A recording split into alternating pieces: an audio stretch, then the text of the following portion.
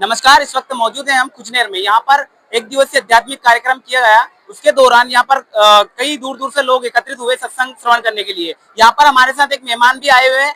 हम उनसे जानने की कोशिश करेंगे उनका नाम क्या है और कहाँ से आए और अभी उनका प्रोफेशनल क्या है। सर नमस्कार। नमस्कार सत साहिब सब लोगों को। सर क्या नाम है आपका? मेरा नाम राजकुमार है। मैं उत्तराखंड रुड़की से बिलोंग करता हूँ, वहाँ से मैं आया हूँ। और राजगढ़ तहसील के पीपल में पुरोहित में हमारे एक मित्र हैं बाबू सिंह जी, इनके पास मैं आया हूँ। मेरे साथ में और भी हैं हमारे सरपंच साहब प्रेम सिंह जी, उनके पास मैं आया हूँ। और इस प्रोग्राम को अटेंड करने के लिए मैं पहली बार आया। मुझे कल पता लगा था कि यहाँ पर एक समागम होने वाला है, सत्संग होने वाला है। तो मुझे लगा कि शायद जैसे और जगह ढपली बजती है, गाने बजते हैं, डांस होता है, शायद ऐसा कुछ होगा।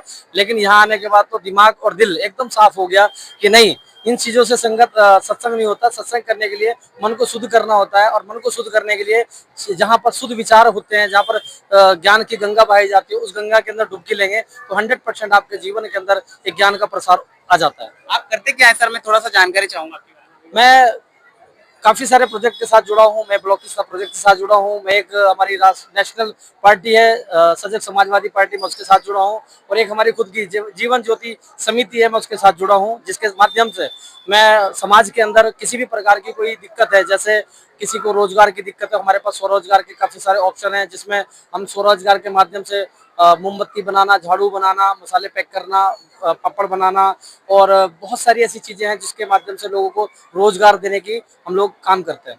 सर आप कई जगह गए होंगे, कई फील्ड में आप घूमे फिरे हो, आपने कई तरह के लोग देखे होंगे, कई डिफरेंट डिफरेंट कार्यक्रम भी गए होंगे, तो वहाँ पे उसके कंपैरिजन में और यहाँ का कार्यक्रम कैसा रहा आपके बहुत अनुभव में? बहुत बहुत अमेजिंग रहा। क्योंकि मैं देखता हूँ कि जब कहीं कोई भी प्रसाद वितरण किया जाता है या बैठने की व्यवस्था होती है, बिल्कुल डिसबैलेंस होती है। यहाँ पर महिलाओं के बैठने की व्यवस्था बिल्कुल अलग है, उनके पानी पीने की व्यवस्था बिल्कुल अलग है, शौचालय की व्यवस्था बिल्कुल अलग है, और मर्दों के लिए बिल्कुल अलग व्यवस्था बनाई गई है। अभी यहाँ पर प्रसाद वितरण हो रहा था, चाय बिस्किट का, इतना सुचारू रूप से यहाँ पर वितरण किया गया, किसी प्रकार का कोई डिस्टर्बेंस नहीं हुआ। कोई व्यक्ति ये नहीं कह रहा कि पहले मुझे चाहिए, हर व्यक्ति ये कह रहा है कि पहले आप लीजिए, पहले आप लीजिए। जब ये भावना किसी व्यक्ति के अंदर आती है तो कहीं ना कहीं वो सुचारू रूप से व्यवस्थित होता है। और यहाँ पर कोई किसी प्रकार का मुझे प्रशासन भी नहीं दिखाई दे रहा। सभी लोग अपने आप में डिसिप्लिन है, डिसिप्लिन तरीके से यहाँ पर सारा जो प्रोग्राम था ऑर्गेनाइज किया गया, और सभी काम बहुत अच्छे से किया गया। मुझे बिल्कुल अलग लगा। हैंड्स ऑफ टू यहाँ के मैनेजमेंट जिन्होंने ये चीजें की है। और कहीं ना कहीं ये हो रहा है बाबा संत रामपाल जी के माध्यम से। उन्होंने जैसी शिक्षा दी है वैसे तो लोग करेंगे, जैसा हम अपने बच्चों को सिखाते हैं वैसे तो बच्चे आचरण करते हैं। तो बहुत अच्छे तरीके से यहाँ पर हुआ है। सर संत रामपाल जी महाराज जो युवा पीढ़ी के लिए क्या वाकई में एक हितैषी हो रहे हैं या फिर मतलब कुछ नया लेके आ रहे हैं? संत रामपाल जी महाराज एक स्वच्छ समाज तैयार कर रहे हैं, क्या है उसके विषय में थोड़ा? डेफिनेटली हम अपने ज्ञान ज्ञान से ही आदमी कुछ भी अपने जीवन के अंदर बड़ा कर सकता है, और वही व्यक्ति ज्ञान दे सकता है जिसके पास ज्ञान होगा। अगर मैं कहूं कि किसी व्यक्ति को तैरना नहीं आता तो सिर्फ वही सिखा सकता है जिसको तैरना आता है।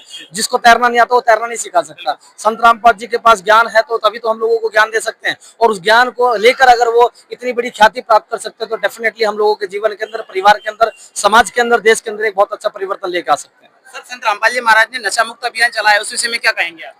ये बहुत बड़ा कदम उठाया। हमारे देश के अंदर घर घर तक आज नशा पहुंच चुका है, जिसकी वजह से बहुत सारे घरों के अंदर बहुत बड़ी प्रॉब्लम हो रही है। बहुत सारी माताएं बहनें अपने परिवार को चला नहीं पा रही हैं। 50 रुपए 500 रुपए की दिहाड़ी करके आता है, उसमें 1000 रुपए खर्च कर देता है। कैसे? अपने घर से कुछ ना कुछ सामान चोरी करके, मारपीट करके वो कहीं ना कहीं घर खराब हो रहे हैं। और यहाँ का जो मिशन का मेन उद्देश्य मैं देख पा रहा हूँ कि नशा मुक्त अभियान चलाया जा रहा है, जिसकी वजह से हमारे घर की, समाज की, सब जगह की दिक्कतें दूर हो जाएंगी। ये बहुत बड़ा काम है, और इस काम के साथ हम भी अगर जुड़ेंगे तो कहीं ना कहीं समाज के अंदर एक अच्छा काम करने का हमें भी सौभाग्य प्राप्त होगा। सर कहीं ना कहीं समाज में लोग अफवाहें फैलाते हैं कि संत रामपाल जी महाराज गलत ज्ञान प्रचार करते हैं, तो आपने अभी आके यहाँ पर विजिट किया, आपने देखा, तो आपके अनुभव क्या है?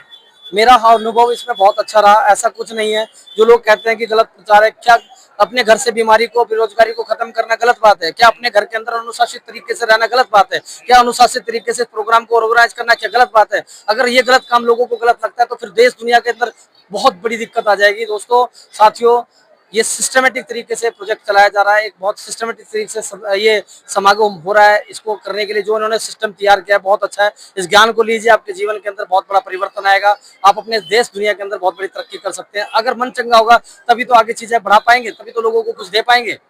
जो अभी आपको दर्शक देख रहे हैं उनको क्या संदेश देना चाहोगे? मैं यही कहना चाहूंगा, सभी लोग इस मिशन के साथ जुड़े। इस जो ज्ञान गंगा पुस्तक है, इसको पढ़ेंगे, इससे आपको ज्ञान मिलेगा, आपके अंदर की शुद्धि हो जाएगी।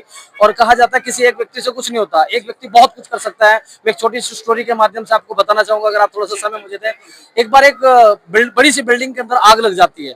उस आग को बुझाने के लिए हर व्यक्ति कुछ ना कुछ प्रयास कर रहा था। कोई व्यक्ति मिट्टी डाल रहा था, कोई पानी डाल रहा था, कोई कैसे उस आग को बुझाने के लिए कोशिश कर रहा था। उसी आग बिल्डिंग के बराबर में एक पेड़ था, उस पेड़ के ऊपर कुछ पक्षी बैठे हुए थे, जिसमें कौवा भी था, जिसमें चिड़िया भी थी। तो वो देख करके इस आग का नजारा कुछ ना कुछ सोच रहे थे कि हम भी कुछ करें। तो एक चिड़िया छोटी सी उड़ी और बराबर एक तालाब में गई और तालाब से पानी लिया अपनी चोंच में और उस आग के ऊपर ले जाकर उसने डालना स्टार्ट कर दिया। उस दृश्य को वो कौवा भी बैठा हुआ देख रहा था और उस कौवे ने कहा, हे मूर्ख चिड़िया, तेरी एक चोंच भर पानी से आग का शोला भी बुझ नहीं पाएगा, तू क्यों परेशान हो रही है, तेरे से कुछ भी नहीं हो पाएगा। लेकिन उस चिड़िया ने जब कौवे को जवाब दिया, वो जवाब सुनकर कौवा भी दंग रह गया था। दोस्तों, इस मैसेज को समझना कि मैसेज क्या कहता है। उस चिड़िया ने कौवे को कहा था, मुझे पता है कि मेरी चोंच भर पानी से आग का एक शोला भी बुझ नहीं पाएगा, लेकिन जब भी इस आग का इतिहास लिखा जाएगा, मेरा नाम आग बुझाने वालों में आएगा, आग जलाने वालों में नहीं आएगा। तो संत रामपाल जी कर क्या रहे हैं, वो इस समाज से इस आग को खत्म करने का काम कर रहे हैं, बेरोजगारी को खत्म करने का काम कर रहे हैं, यहाँ से शराब मुक्त अभियान चला रहे हैं। तो यहाँ से कहीं ना कहीं दिक्कतों को दूर करने का काम कर रहे हैं। और जब कोई अच्छा काम करता है, उसके ऊपर कौवे जैसे लोग उंगली जरूर उठाते हैं, उनके ऊपर हमें ध्यान नहीं देना, हम अपने काम को करते चले जाना है, तभी हम समाज के अंदर कुछ अच्छा कर पाएंगे। बहुत बहुत धन्यवाद sir. Thank you very much. जय सत साहिब, सत साहिब।